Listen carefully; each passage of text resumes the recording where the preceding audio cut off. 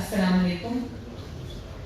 سب سے پہلے تو ایک دفعہ پھر ہم شہباز شریف صاحب کی جو گرفتاری ہے اس کی سخت ترین الفاظ میں مذمت کرتے ہیں اور سب CWC کے ممبرز اور میرے سمیت ہم ان کو خراج تحسین بھی پیش کرتے ہیں کہ انہوں نے کس طرح سے مشکل حالات کا سامنا کیا، لیکن نہ اپنی جماعت کا ساتھ چھوڑا، نہ اپنے بھائی کا ساتھ چھوڑا، نہ انہوں نے اپنے اصول کا ساتھ چھوڑا.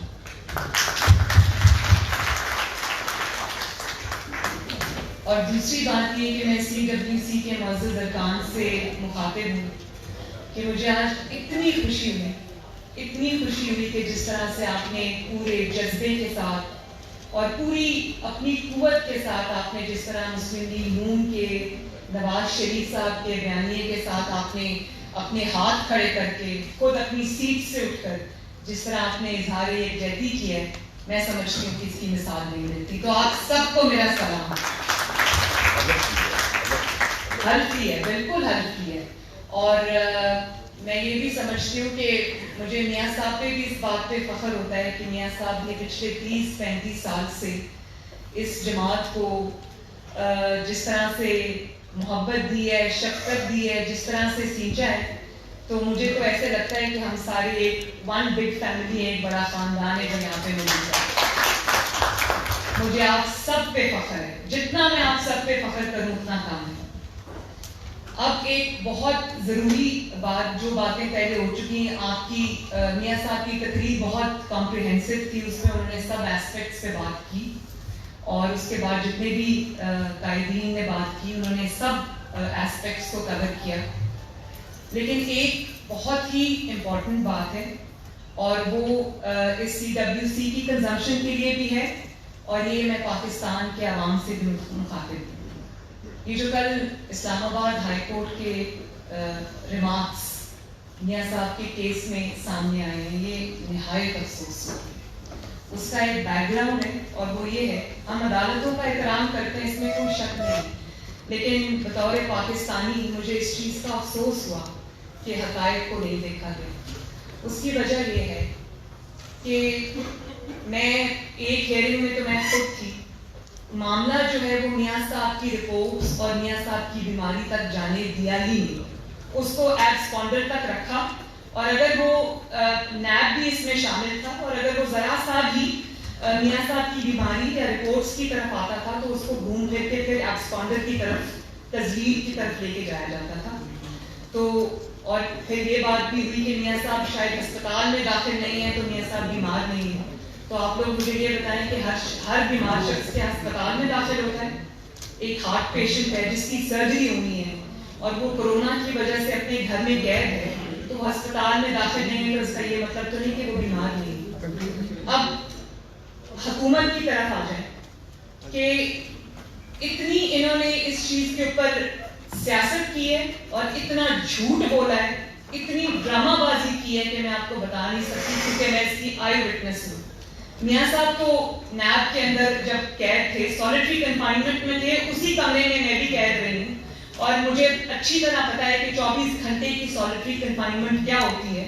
اور وہ جو میرے جب کھانا آتا تھا تو وہ کھڑکی کو کھٹکا دیتے تھے کہ باہر سے ٹرے آ کے اٹھا لیں. 24 گھنٹے یہ اللہ تعالیٰ کی ذات تھی یا میں تھی، اسی کمرے میں میاں صاحب بھی تھے. تو میاں صاحب کے جب پلیٹلیٹس ڈراپ کیے تو میاں صاحب کو تو نہیں پتا تھا کہ میرے پلیٹلیٹس ڈراپ کر دیے، ان کے مسولوں سے خون آ رہا تھا، ان کے جسم پہ وہ نیل پڑ رہے تھے، دھبے پڑ رہے تھے. لیکن میاں صاحب چونکہ بہادر آدمی ہے، شکایت نہیں کرتے، تو میاں صاحب نے نہیں بتایا کسی کو. تو وہ جب ان کو خبر ہوئی کہ میاں صاحب کی طبیعت خراب ہے تو ان کے ہاتھ پاؤں پھول گئے. میاں صاحب کو تو نہیں پتا تھا کہ ان کے پلیٹلیٹس لو ہیں. تو جب ان کے ہاتھ پاؤں پھول گئے تو انہوں نے راتوں رات میاں صاحب کو کہا کہ آپ اٹھیں اور ابھی ہاسپٹل چلیں. تو میاں صاحب نے کہا کہ میں تو اس وقت میرے نیند کا ٹائم ہے، صبح میں اٹھ کے دیکھوں گا.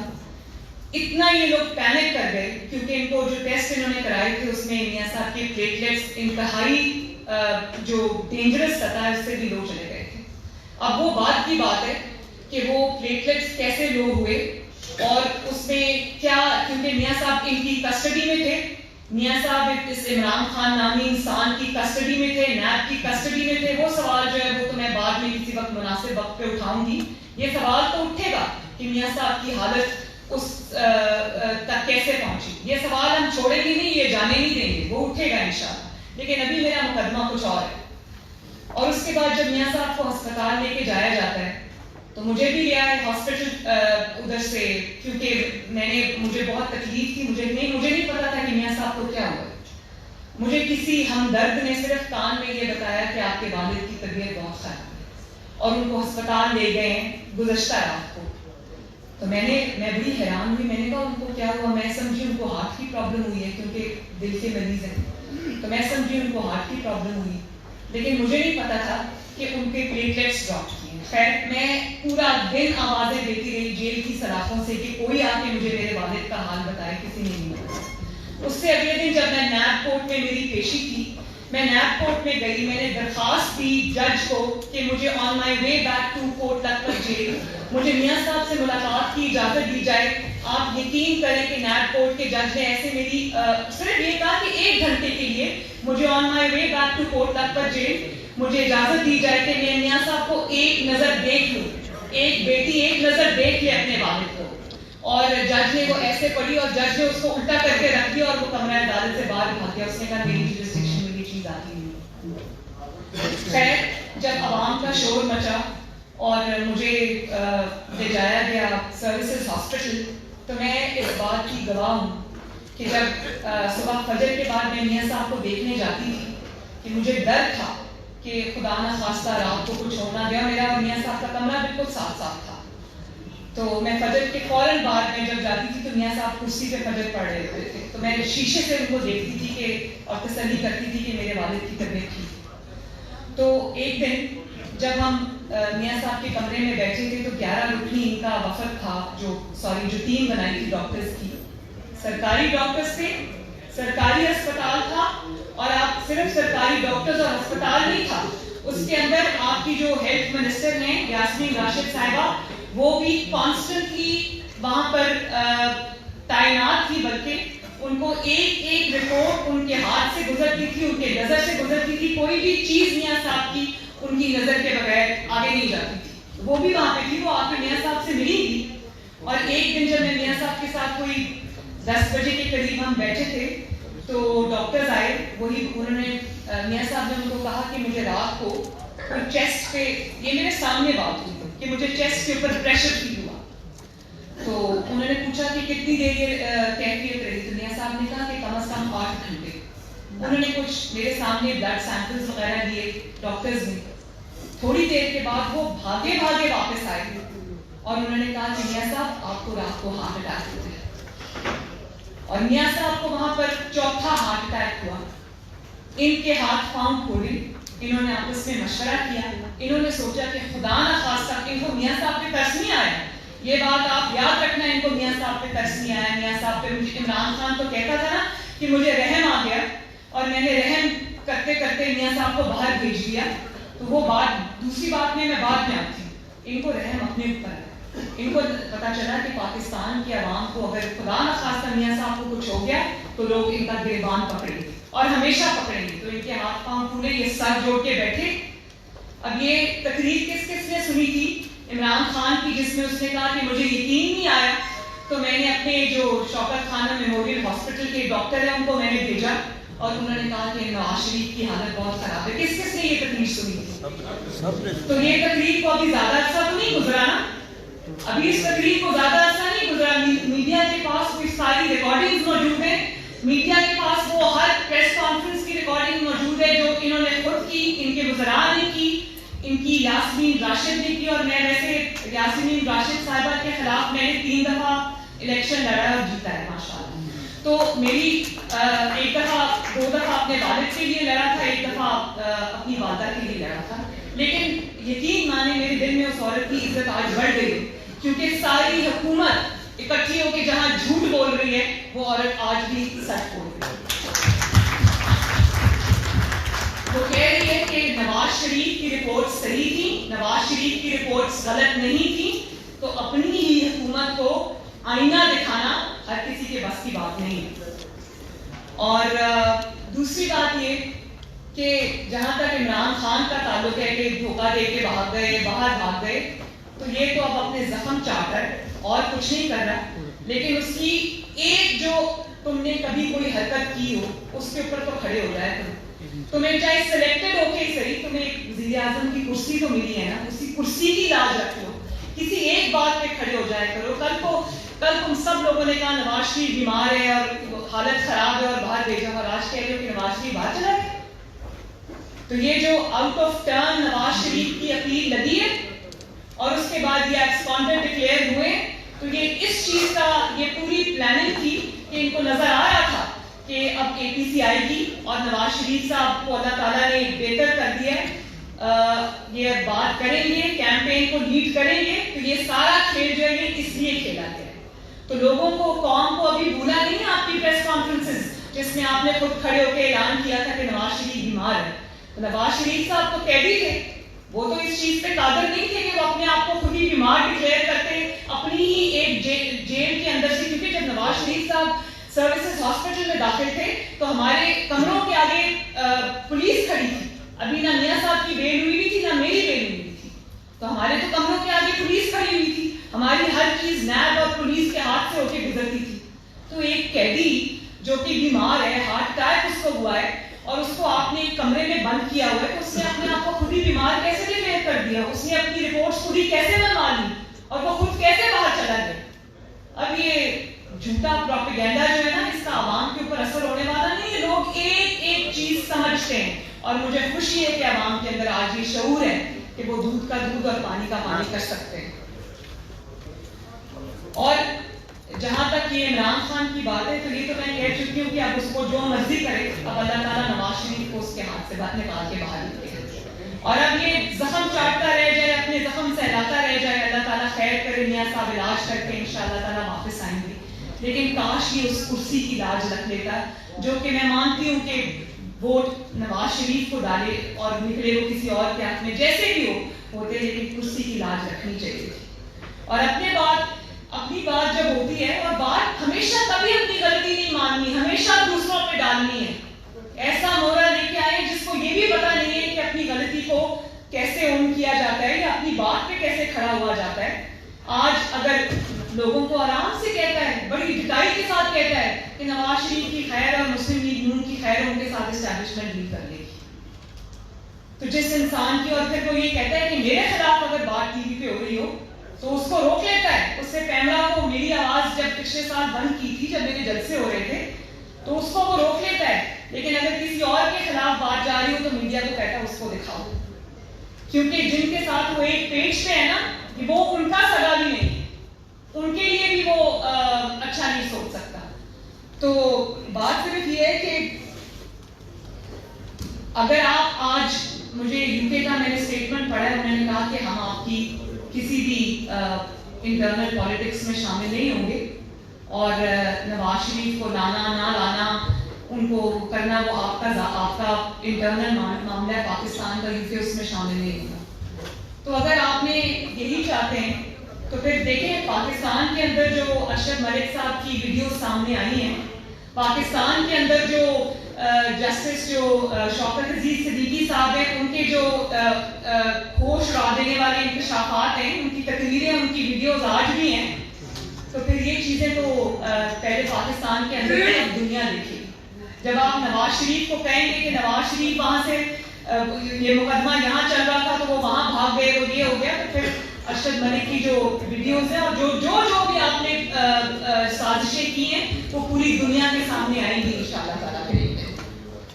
اور تیسری بات یہ کہ یہ ایسا انسان ہے، یہ پہلا ایسی حکومت ہے، میاں صاحب نے بہت تفصیل کے ساتھ کتنا یہ نالائق ہے، کتنا یہ گیا گزرا ہے، اس پہ بات کرنی، اس پہ میں بات نہیں کروں گی۔ میں صرف یہ کہتی ہوں کہ جس انسان کا اپنا کوئی ایجنڈا نہ ہو، جس انسان کا اپنا کوئی پروگرام نہ ہو، جس انسان کی اپنی کوئی پرفارمنس نہ ہو، جو سارا دن یہ بیٹھ کے سوچتا رہے کہ میں نے کس سے لڑانا ہے اور اپنی حکومت کو مزید مہلت دلوانی ہے، اب اس انسان کے بارے میں اور میں کیا کہوں۔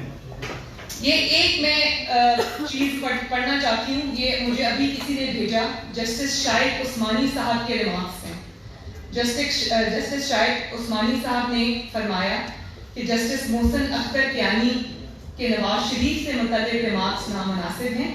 ان ریمارکس سے لگتا ہے کہ جسٹس محسن اختر کیانی نے فیصلہ کرنے کے لیے سوچ بنا لی ہے. اب ہو سکتا ہے نواز شریف کے وکلاء جج کی سوچ سامنے آنے کے بعد ان کے خلاف درخواست دائر کر دیں کہ ہم ان کے سامنے دلائل نہیں دیں. یہ مسلم لیگ نون نہیں کہہ رہی, یہ مریم نواز نہیں کہہ رہی, یہ نواز شریف نہیں کہہ رہا, یہ خود انہی کے ایک معزز سابق جج صاحب فرما رہے ہیں. بار کاؤنسل نے بھی بالکل کنڈیم کیا اور انہوں نے کہا کہ یہ ریمارکس جو ہے یہ اس طرح کے ریمارکس نہیں آنے چاہیے. تو آپ نے تو اپنی پوری کوشش کر لی, لیکن ایک بات ہے کہ اگر آپ اپنے فائدے کے لیے اداروں کے کبھی آپ فوج کو بیچ میں لے آتے ہیں, کبھی آپ عدلیہ کو بیچ میں لے آتے ہیں, اداروں کو بھی سوچنا چاہیے کہ کب تک وہ عمران خان جیسے جو لوگ ہیں ان کا نشانہ بنتے رہیں گے اور ان کی جو کی ہوئی چیزیں ہیں, جو ان کی حرکتیں ہیں وہ اپنے سر پہ لیتے رہیں گے. کیونکہ جب یہ ریمارکس اس طرح کے عوام کے اندر آتے ہیں تو اس میں مکس ریئیکشن آتا ہے. اصل بات کا بھی بات کیا ہے تو پھر لوگ طے تک پہنچتے ہیں, تو یہ عدلیہ پہ بھی اچھا ریفلیکٹ نہیں کرتا. تو میں بس ٹھیک ہے, اوکے. اور پھر آپ یہ میری آخری بات یہ کہ پھر کہتے ہو کہ نواز شریف اداروں کے خلاف بات کرتا ہے. آج نواز شریف صاحب نے جو بات کی کہ نواز شریف کو کسی کی حب الوطنی کے سرٹیفکیٹ کی ضرورت نہیں ہے. نواز شریف کا 40 سال کا جو کردار رہا ہے پاکستان کے اندر وہ تاریخ میں لکھا جا چکا ہے. اس کو نواز شریف کو کسی سرٹیفکیٹ کی ضرورت نہیں ہے. تم کو اپنے 2 سال کے اقتدار میں ایک سقوط کشمیر کا جواب نہیں دے سکتے, تم نواز شریف کے 6 ایٹمی دھماکوں کا جواب کیا دو گے؟ اور وہ بات بھی سب کو یاد ہے کہ جب وہ آ کے گرا تھا میزائل, جو وہ کون سے ملک کی طرف سے آیا تھا جو میزائل آ کے گرا تھا, اور نواز شریف جی, اور وہ نواز شریف نے اٹھا کے دیا تھا کہ ہم بھی ایسا میزائل بنائیں گے, اور وہ میزائل بنا. تم تو ایک اپنے کشمیر کا جواب نہیں دے سکتے, نواز شریف سے کیا جواب مانگتے؟ اور یہ اداروں کے پیچھے سے نکلو. وہ امریکہ نے چلایا تھا اور کلنٹن وہاں کا صدر تھا. اچھا, میں پاکستان میں پرائم منسٹر تھا, امریکہ نے میزائل چلائے تھے.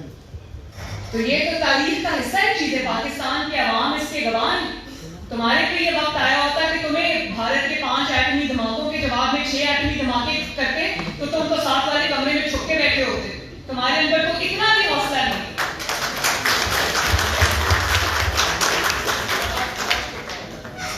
اور اپنی لڑائی لڑنی ہے عمران خان کو اپنے بل بوتے پہ لڑو, اداروں کے پیچھے سے نکلو اور اپنی لڑائی خود لڑو.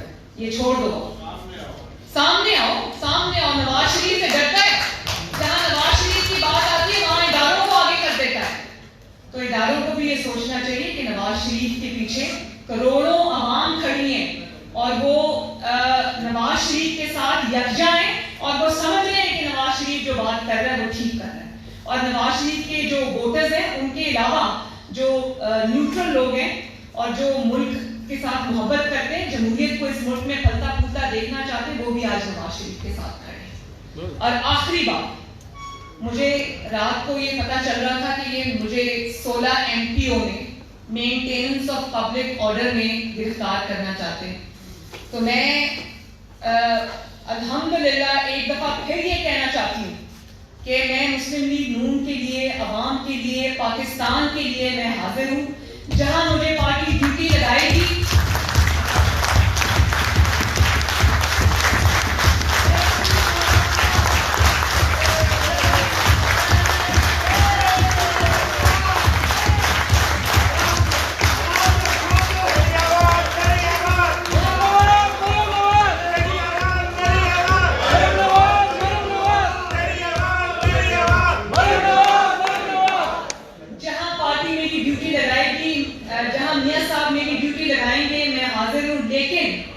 اگر میں آج کل پرسوں، کیونکہ ٹانگیں تو ان کی کامتی ہیں نا، نظر آ رہا ہے جس طرح کی یہ غلطیاں کر رہے ہیں، جس طرح کی ان کی حرکتیں ہیں، اس سے سمجھ آ رہا ہے کہ شدید تکلیف میں، پینک میں حکومت جاتی نظر آ رہی ہے.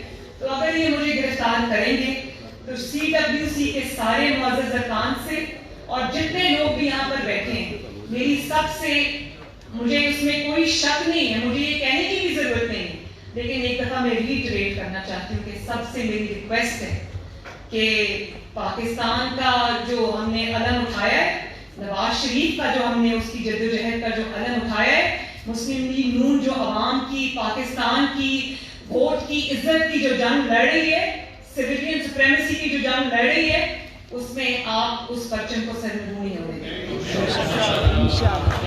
اور انشاءاللہ تعالیٰ نواز شریف صاحب لندن سے بیٹھ کے لیڈ کریں گے، اور آپ انشاءاللہ تعالیٰ اگر مریم نواز گرفتار ہو بھی جاتی ہے، میں بڑی خوشی مجھے کوئی اس میں نہیں ہے، صرف افسوس مجھے اس بات کا ہوگا کہ جو اپنا حصہ میں اس میں ملک کی خاطر ڈالنا چاہتی تھی میں اس سے محروم ہو جاؤں گی. لیکن اگر مریم نواز گرفتار ہوتی ہے تو پھر آپ سب انشاءاللہ تعالیٰ آگے بڑھ کے انشاءاللہ تعالیٰ نواز شریف کا ساتھ دیں گے. آپ سب کا بہت بہت شکریہ.